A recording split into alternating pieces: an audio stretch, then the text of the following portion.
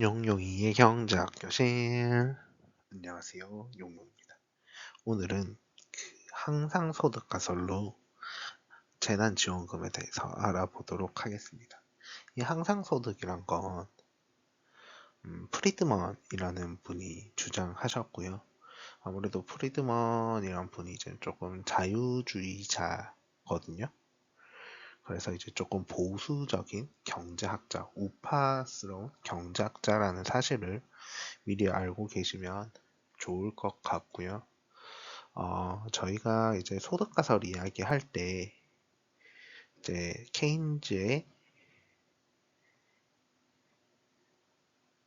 절대소득가설, 듀젠베리의 상대소득가설에 대한 이야기를 했었고요. 그때 아마 프리드먼의 항상소득가설에 대해서도 언급을 했었고요.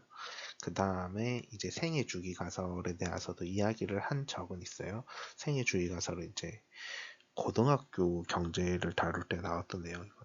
오늘은 그래서 이 전반적인 내용들에 대해서 조금씩 다루면서 항상소득 가설에 대한 이야기를 조금 해보려고 하고요. 항상소득 가설로 봤을 때 재난지원금이 어떤 의미가 있는지에 대해서 알아보도록 하겠습니다. 우선 우리가 소득이 증가하면 어떻게 되느냐라고 했을 때 소득이 증가하면 소비가 증가한다라는 이야기를 해요. 이거는 절대소득 가설에서도 그렇고요. 상대소득 가설에서도 그렇고요. 그리고 이제 생애주기 가설에서도 내가 내 삶에서 전체 버는 돈과 내 삶에서 전체 소비하는 돈이 똑같다라고 이야기를 하니까 내가 삶에서 돈을 더 많이 벌면 더 많이 소비하게 된다라고 해서 또 이 이제 소비가 증가하는 게 말이 되고요. 이 항상소득 가설에서도 이제 항상소득이 증가하면 소비는 증가한다라고 이야기를 하고 있습니다.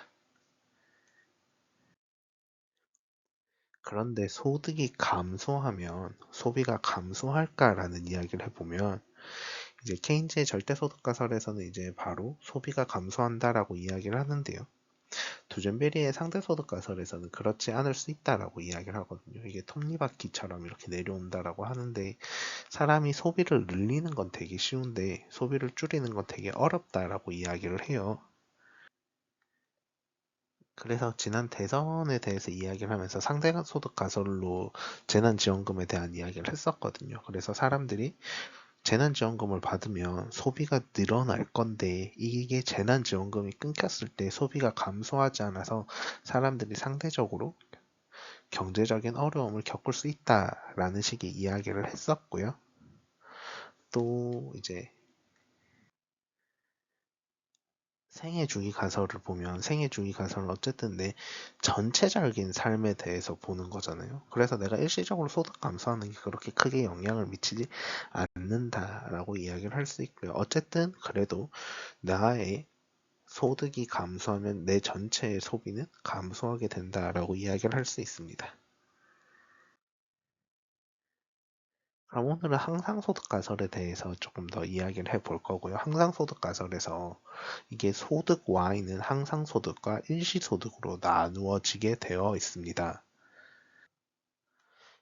이 항상소득이란 게 뭐냐면 나에게 꾸준히 돈이 들어오게 되는 이 소득을 이야기를 하는 거고요. 임시소득 같은 경우에는 정말 랜덤리하게 나에게 오는 소득이 된다라고 이야기를 하고 있습니다. 그래서 임시소득의 가장 대표적인 예시가 뭐냐면 복권이에요. 내가 복권에 당첨되었을 때 사람들이 소비를 많이 할까? 라는 생각을 해보면 사람들이 생각보다 소비를 많이 늘리지 않을 거다라는 이야기를 해요. 그런데 예전에 제가 전쟁과 관련된 이야기를 하면서 내구재에 대한 이야기를 했었거든요. 근데 내구재의 소비는 조금 증가할 수는 있다라는 생각을 저는 개인적으로 하거든요. 그런데 내구재 같이 이제 목돈이 들어가야 되는 경우가 아니라 일반적으로 우리가 소비하는 생활하는 과정에서의 소비에서는 큰 차이가 없다라고 이야기를 하고 있습니다. 그래서 이게 이제 우리가 어쨌든 소득이 소비에 영향을 미치는 건데 이때 소득 중에서도 항상소득이 소비에 영향을 미치지 임시소득이 소비에 영향을 미치지 않는다라는 이야기를 하고요. 임시소득에 대한 기대소득은 제로가 된다라고 이야기를 하고 있습니다. 그래서 생각해보면 내가 만약에 연봉이 한 달에 내가 월급을 100만 원을 받는다 하면 내 생활비는 100만 원에 맞춰서 생활하게 될 거잖아요. 그런데 내가 갑자기 복권에 당첨이 돼서 1억을 받았어요. 그러면 내 생활비가 200만 원으로 늘어나서 이게 100억이면 100만 원씩 100개월이니까 내가 막 대략 한 10년 조금 안 되게 해서 내가 계속 100만 원을 벌지만 200만 원을 쓸 것이냐 라는 고민을 해보면 그렇지 않게 될 확률이 되게 높다라고 이야기를 하는 거죠. 그렇게 오히려 내가 200만 원을 쓰는 게 아니라 100만 원을 여전히 소비하게 되고 이 1억으로 받은 돈을 소비하지 않게 될 경우가 높고요. 저는 개인적으로 생각하기에 이거를 내구재 소비에 넘어가게 될 확률이 높다라고 생각을 하거든요. 가령 1억짜리 차를 산다든지, 집을 산다든지 그런 식으로 해서 내가 내 생활에서 정말 목돈이 들어가서 필요한 경우에 이제 소비는 임시소득으로 대체하지 않을까 하는 거에 제 개인적인 생각이고요. 하지만 이제 프리드먼이 이제 항상소득 가설에 대해서 이야기를 하면서 했던 이야기는 이 임시소득이란 것은 소비에 영향을 미치지 않는다라고 이야기를 하는 것이고요. 이 항상소득이 그래서 중요하다라고 하는 거고요. 이 항상소득에는 우리가 이제 정기적으로 회사 가서 월급을 받는 게 가장 대표적인 예시가 된다라고 이야기를 할 수 있습니다. 그러면 우리가 재난지원금을 받았을 때 어떻게 되느냐라고 질문해 보면 이 재난지원금은 항상소득이라고 말할 수는 없거든요. 이게 정말 특별하게 돈이 나오는 거지 이게 매달 꾸준히 정기적으로 돈이 나오는 것이 아니잖아요. 그렇기 때문에 이걸 항상소득이 될 수 없다라고 개인적으로 생각하고 있고요. 그렇게 되다 보니까 자연스럽게 이건 임시소득이 될 거고요.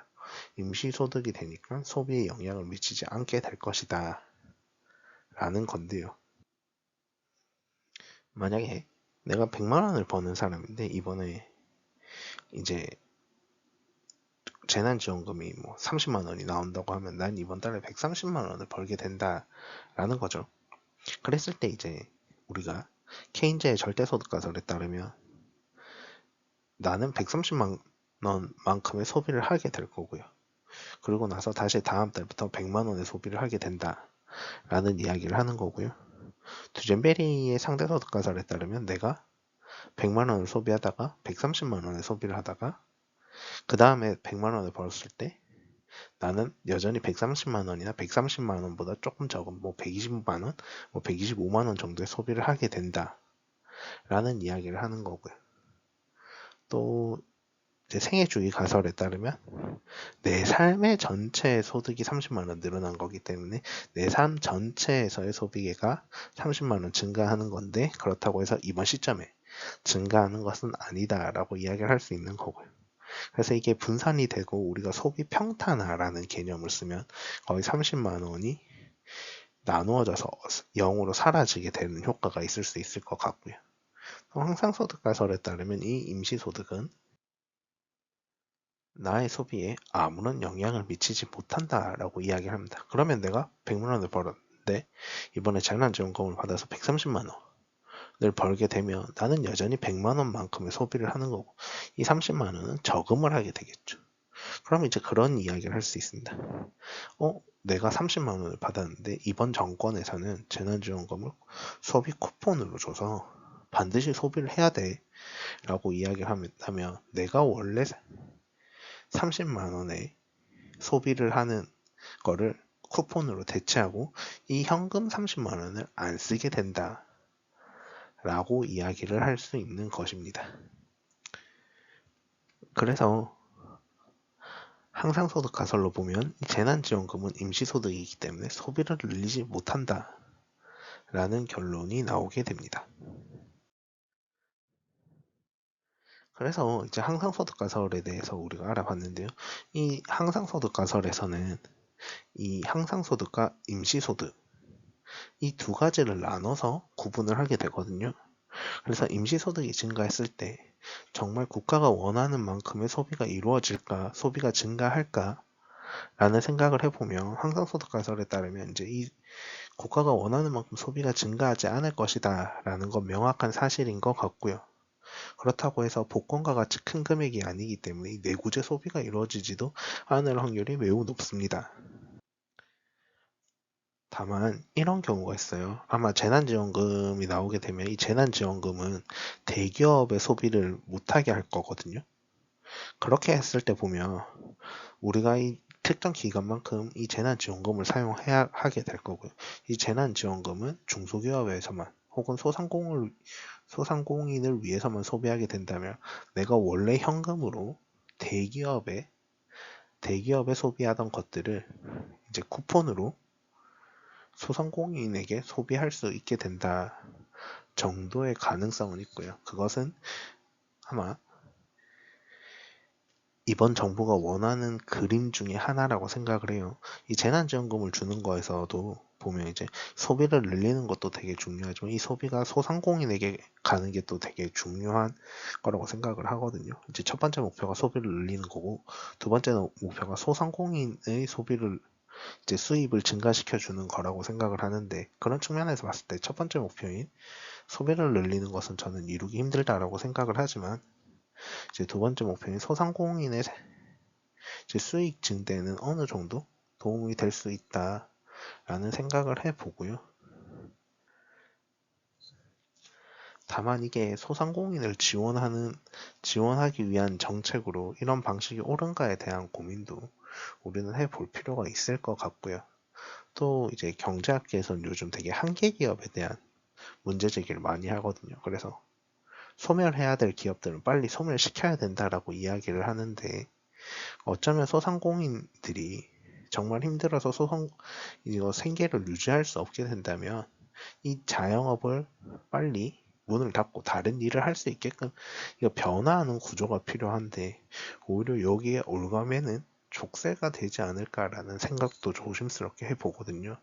이것은 사람마다 처한 환경이 다르기 때문에 뭐 한 사람 한 사람을 들여다보고 이야기하기에는 다소 조심스러운 부분이 있지만 이제 경제에서 분석을 해보면 우리나라의 치킨집 숫자가 전 세계 맥도날드 숫자보다 많다라고 하잖아요. 그만큼 우리나라는 자영업으로 떠밀린 사람들이 되게 많다라고 이야기를 할 수 있거든요. 이 자영업자들이 정말 원해서 자영업을 하는 경우랑 어쩔 수 없이 자영업을 하는 경우가 조금 나뉘어져야 되지 않나라는 생각을 하고요. 이것은 이제 우리가 경제 구조가 조금 변화가 필요한 시점이 아닌가라는 생각을 해 봅니다. 질문 있으시면 댓글로 남겨주시고요. 구독과 좋아요는 필수입니다.